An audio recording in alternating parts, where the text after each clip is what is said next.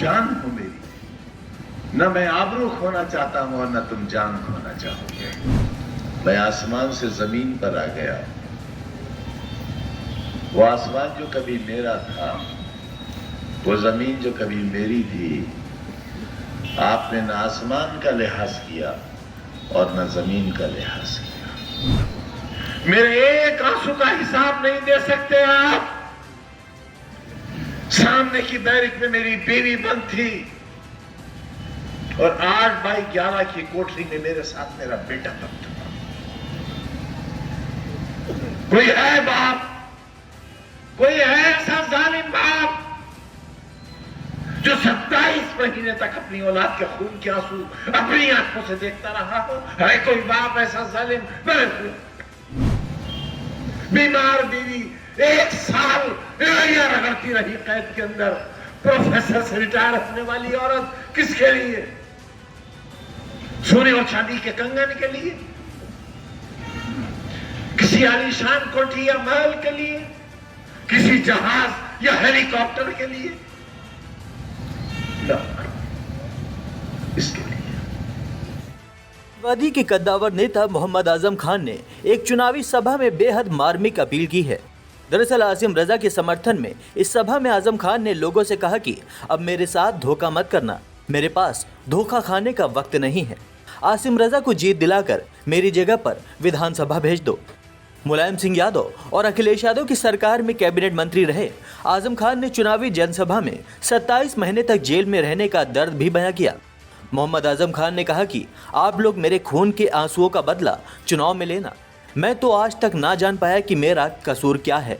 ये सरकार मेरी जान की दुश्मन आखिर क्यों बनी है। बड़ी मेहनत से तुम्हें पार्लियामेंट की सीट जीत कर दी थी।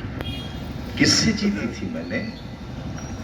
हिंदुस्तान की एक बहुत मशहूर फिल्म अदाकारा से, जिनका बहुत ग्लैमर था रामपुर में। 2 बार की सांसद रही हुई उत्तर प्रदेश में भाजपा की सरकार, केंद्र में भाजपा की सरकार। इसके बावजूद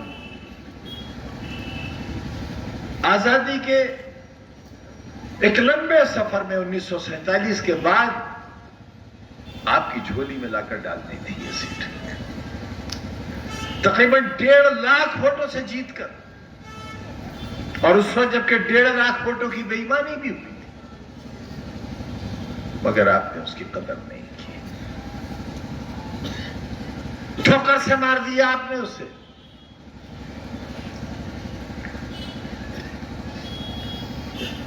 मैं जुल्म सहता रहा।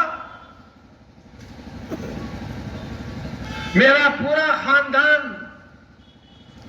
ये खानदान ही तो है मेरा, आज भी जेलों के अंदर है। मैं तन्हा कोठरी में अंधेरी रातों में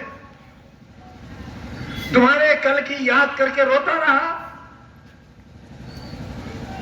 प्लास्टिक के मग में दाल के पानी से सड़े हुए गेहूं की रोटी खाता रहा।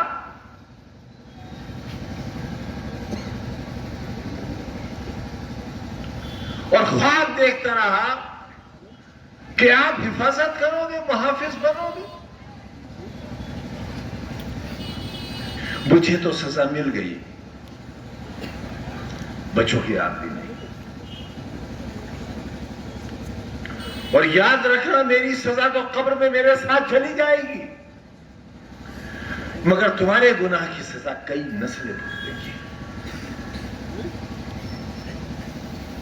आखिरत में जवाब नहीं दे पाओगे।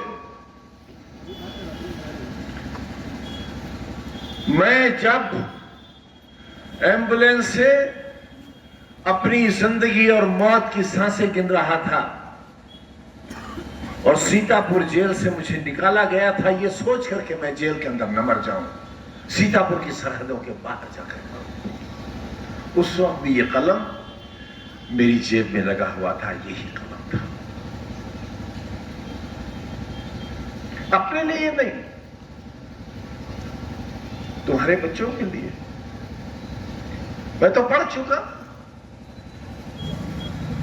मैं एमपी नहीं रहा इसलिए कि मैंने یہ سوچا تھا کہ حکومت آ جائے گی اور میں اس اندھیرے کو ایک بار پھر اجالے میں تبدیل کرنے کی مولا کے کرم سے کوشش کروں گا جو رہ گیا. امید تھی کہ سرکار بنے گی, یقین تھا سرکار بنے گی. نہ امید پوری ہوئی نہ یقین پورا ہوا, سرکار نہیں بن سکی.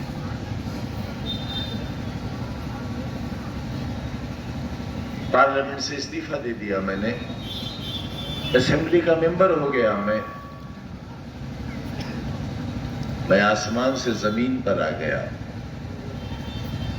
وہ آسمان جو کبھی میرا تھا, وہ زمین جو کبھی میری تھی, آپ نے نہ آسمان کا لحاظ کیا اور نہ زمین کا لحاظ کیا. میں شکایت کرنے آیا ہوں آپ سے, اور اس خانہ خدا کو جس طرح حاضر جان کر عاصم راجہ نے کہا ہے,